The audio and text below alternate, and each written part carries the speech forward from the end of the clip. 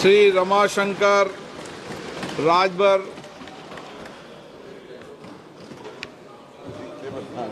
रुके आ जाएगा। चलिए बोलिए। आभारी हूँ अध्यक्ष जी।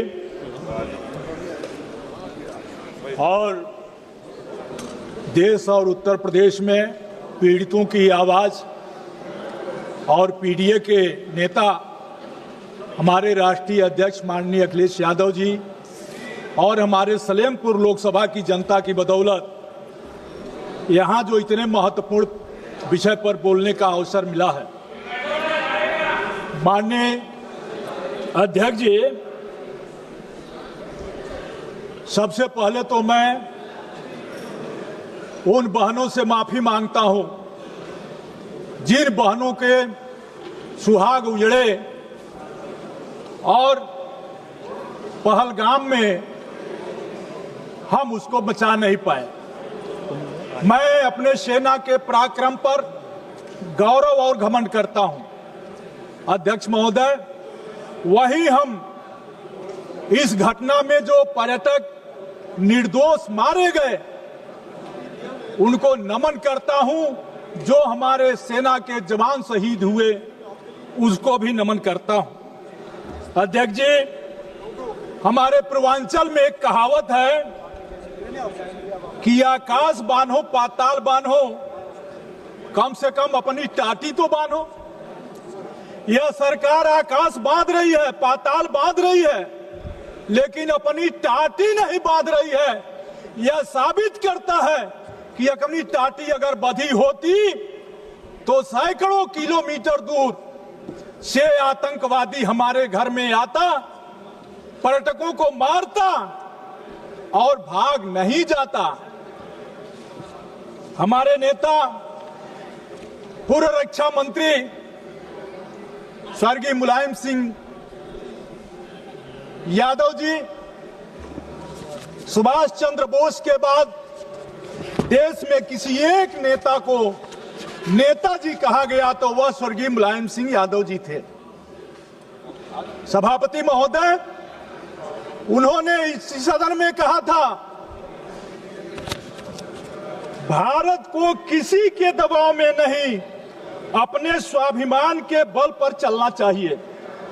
चाहे अमेरिका हो, चीन हो या पाकिस्तान हो, भारत को झुकना नहीं चाहिए।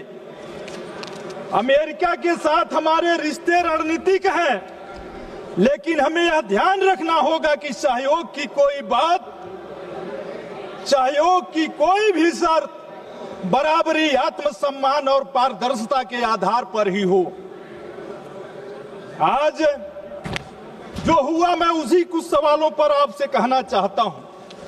हमारे घरेलू नीति और विदेशी नीति कैसी होनी चाहिए? जवान की सीमा सुरक्षित हो, किसान का खेत सुरक्षित हो और गरीब का पेट सुरक्षित हो, ये हमारी नीतियां होनी चाहिए। लेकिन हुआ क्या? जो सवाल सामने उठकर आए, मैं कहना चाहता हूं, माननीय रक्षा मंत्री जी ने इसी सदन में कहा है कि हमने 100 आतंकवादियों को मारा।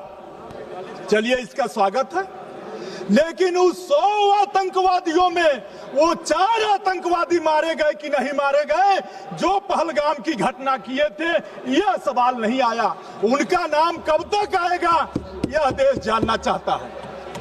घटना 22 को होती है, 22 अप्रैल को।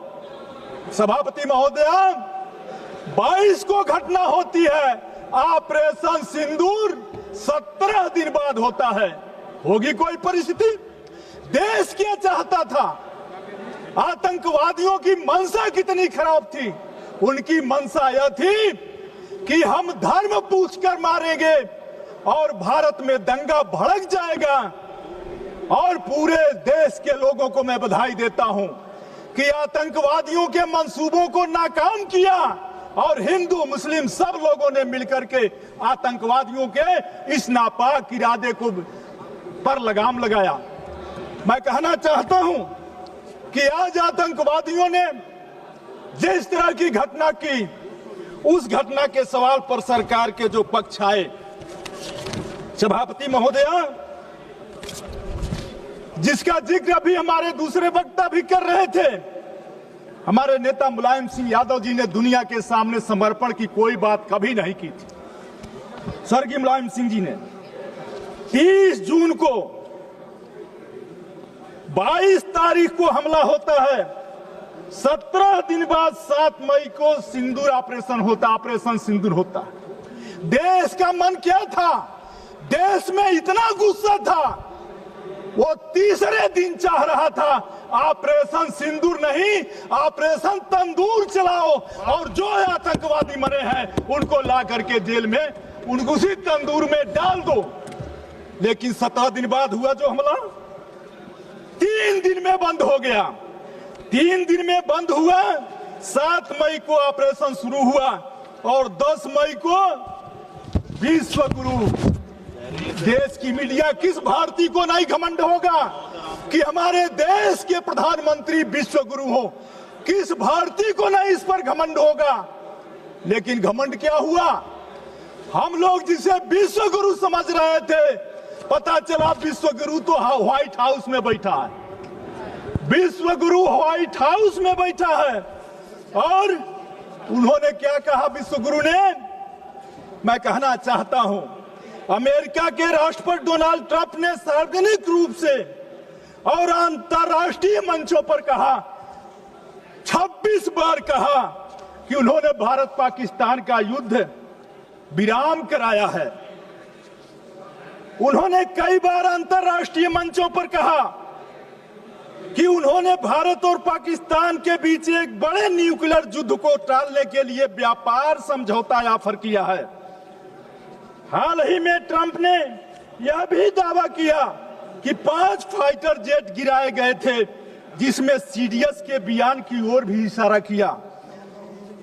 ट्रंप ने यह भी कहा प्रधानमंत्री मोदी शुरू में असहयोगी थे और संकट को कम करने के लिए अमेरिका की मध्यस्थता जरूरी थी। ये सभी दावे गंभीर और वैश्विक सुर्खियां बिटोर चुके हैं, लेकिन भारत सरकार इस पर चुप है। महोदया, प्रधानमंत्री मोदी और ट्रंप की घनिष्ठता मित्रता के बावजूद अमेरिका ने पाकिस्तान को IMF से ऋण दिलाने के पक्ष में मतदान किया। आखिर इसका मतलब क्या था? पहलगाम हमले के कुछ ही हफ्तों बाद राष्ट्रपति ट्रंप द्वारा पाकिस्तान के सेना प्रमुख असीम मुनीर को आमंत्रित करना एक आतंक समर्थक संस्था को वैश्विक वैधता देने जैसा था और भारत सरकार राष्ट्रीय शोक के समय भी पाकिस्तान को अलग थलग करने में विफल रही। महोदया, पहलगाम में धर्म के आधार पर हुई हत्याओं के बावजूद भारत न तो इस्लामिक देशों के संगठन और OIC में झूठे निरेटिव को चुनौती दे सका और न ही मुस्लिम दुनिया से एकजुटता हासिल कर सका, जबकि यह देश भारत के करीबी सहयोगी थे। पूरे विश्व की सुर्खियां ट्रंप के दावे और संस्करण से भरी रही, जबकि भारत एक सुसंगत और मुखर आधिकारिक पक्ष अंतर्राष्ट्रीय मीडिया में पेश करने में विफल रहा। महोदया, क्वाड जैसे मंचों पर अहम भागीदार होने और रणनीतिक साझेदारी के बावजूद भारत अमेरिका को पाकिस्तान की सैन्य लीडरशिप को वैश्विक वैधता देने से नहीं रोक सका। अब मेरे अंत में कुछ सवाल हैं। महोदया, पहलगाम एक संवेदनशील इलाका माना जाता है और बैसारण में प्रतिदिन सैकड़ों पर्यटक आते हैं। इसके बावजूद आतंकवादी वहां खुलेआम घूमते रहे, धार्मिक पहचान के आधार पर लोगों को चिन्हित किया और दिन दहाड़े निर्मम हत्याएं की। घटनास्थल पर किसी भी प्रकार की पुलिस व सुरक्षा बल की मौजूदगी नहीं थी और दुर्भाग्य की बात है, वहां के महामहिम ने 3 महीने बाद अपने बयान में कहा कि इसमें चूक हो गई। महोदया, सुरक्षा में चूक हो गई। महोदया, जो आतंकवादी हालिया हमले के जिम्मेदार हैं